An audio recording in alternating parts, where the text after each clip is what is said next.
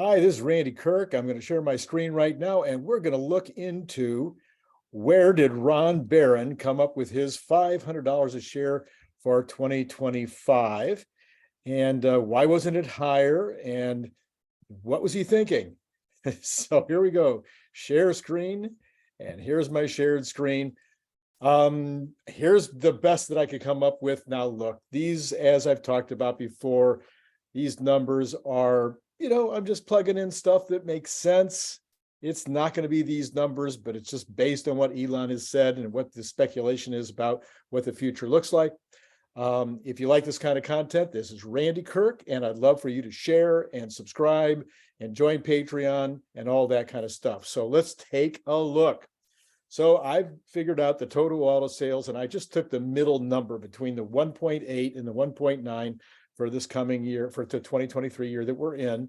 I'm sorry, 1.8 and 2.0. I think it's going to be much higher than this, but let's take the average. So 1.9 for 2024, I've 50% of that, and then I've just 50% it across 2025, 26, all the way through 2029. The average sale per vehicle, well, they said it was going to be more than 47,000. We've had several price increases in the Model Y since then. Model Y is going to be a larger part of the total fleet of sales this year than it was last year. I think it's going to be higher than $50,000 per vehicle, but let's just go with 50,000 for this year. Then as things normalize next year, up to 52,000, 2025 staying the same, even though you begin to see some of the inexpensive cars coming into the mix. There will still be a lot of Ys, tons and tons of Ys being sold at that point. And then in 2026, I show it starting to reduce as the new platform 3 cars, the inexpensive cars, start becoming a bigger part of the mix. So you see me slowing it down over the next several years. Total auto revenue, that's just a multiplication process that you see on that line. And then the operating profit at 18%. Now, Elon said we need to start looking at the operating revenue, the operating profit as the key to the game. 18%, 19% is where the company's been for a while. I'm thinking that he thinks that that's going to be a lot higher. That's why he told us to keep watching that. But I'm just going to go straight across the board, 18% for all the way through 2029. Then there's 3.17 billion shares outstanding. That therefore is just another division problem to get to 5.4 in 2023, as the earnings per share at 5.4 billion just for automotive at these conservative numbers would be 5.4 billion for that division. And then multiply that times the 30 PE would give you $161.80 per share for 2023. Obviously, we're already well above that. This is just automotive, and this is just for the PE based on 30 times this year's projected earnings.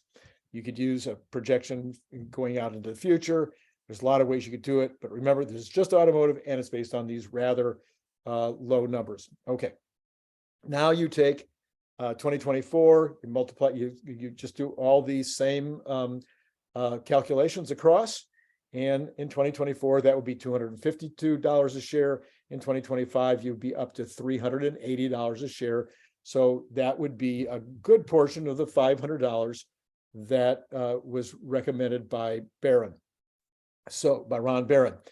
But it wouldn't be there. But 2026, with just automotive, you get over $500 a share. Now, you and I don't know about you, if we went from the 200 and change that it is right now to 380 by 2025, I wouldn't complain. I don't think there are any other companies out there that would do that kind of number between now and then, but maybe you've got some that you think are going to do better than that, but almost doubling between now and 2025 would be a fine return on my investment. And since I do some leaps, you can look at my leaps video from a couple of weeks ago to see how I do my leaps. Obviously, I would be making more than double my money over that time. All right, so now let's just add in the IRA. We know that that's coming unless a new government comes in. If the Republicans might come in and say, no, we're not going to do the IRA anymore, or maybe the Democrats would even say, man, we didn't know it was going to cost this much, and they could take it away. I don't think that's very likely within the next 2 to 3 years. But let's look at what it could be. And again, being as conservative as we possibly can be. So I'm saying that we're going to do 50 kilowatts of average usable at the $45 a kilowatt. I'm sorry, 50 gigawatts at the average of $45 a kilowatt hour of revenue from the government for these.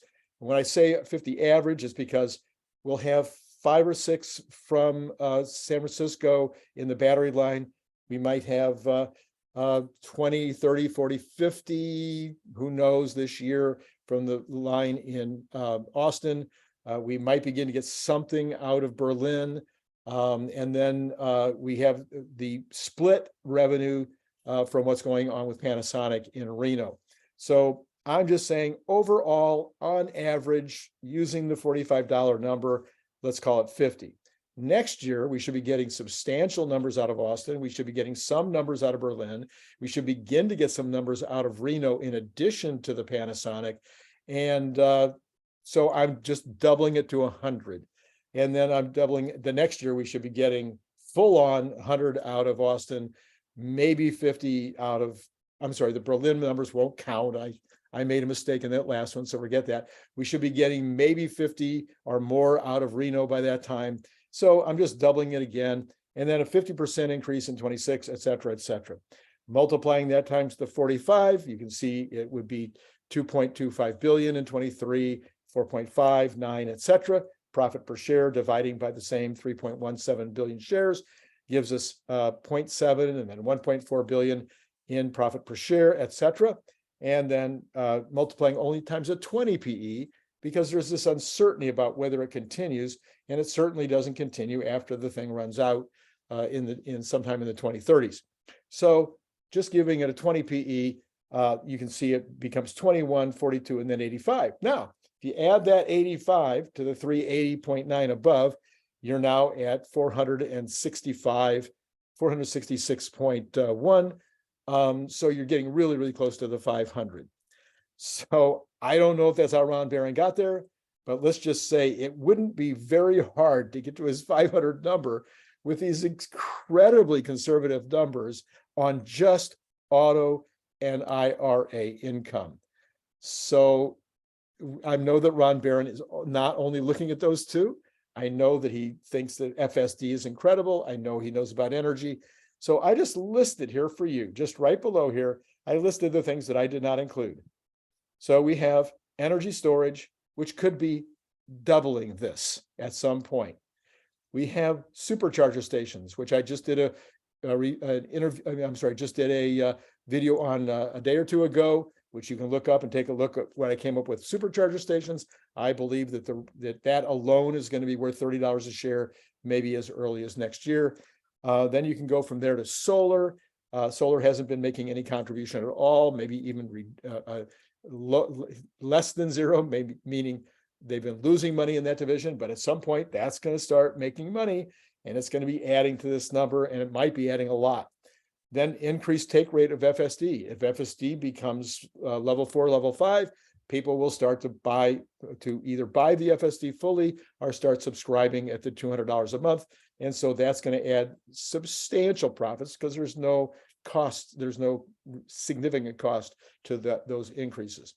And then robotaxi itself, that could interfere with some of the average sell per unit above, because Tesla could be just owning those units rather than selling them, but it would dramatically increase the amount of overall profit.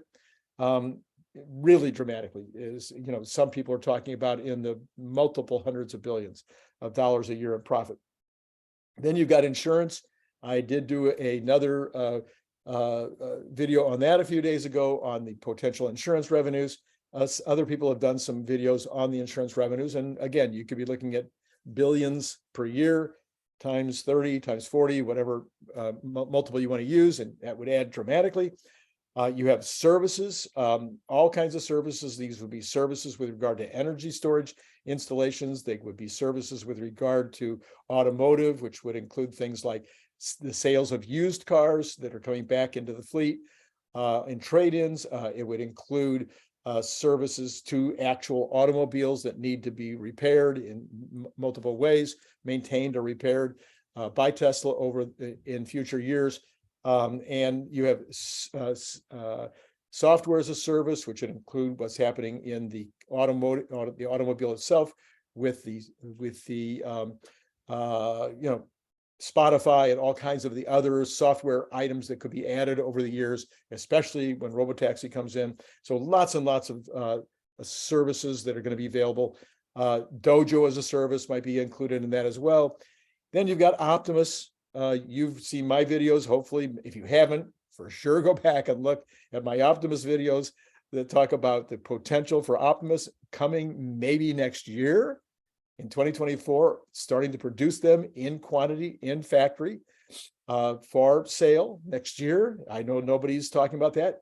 Elon has not made any promises like that. Nobody at Tesla has said that they're going to make Tesla robots for next year, but I believe they'll be making Tesla robots for sale in 2024. That could be a massive amount of additional revenues and profits. And then semi-truck. So semi-truck, I don't include that in the auto sales above. Semi-truck, I've done a video on that where I talk about semi-truck being as much as 100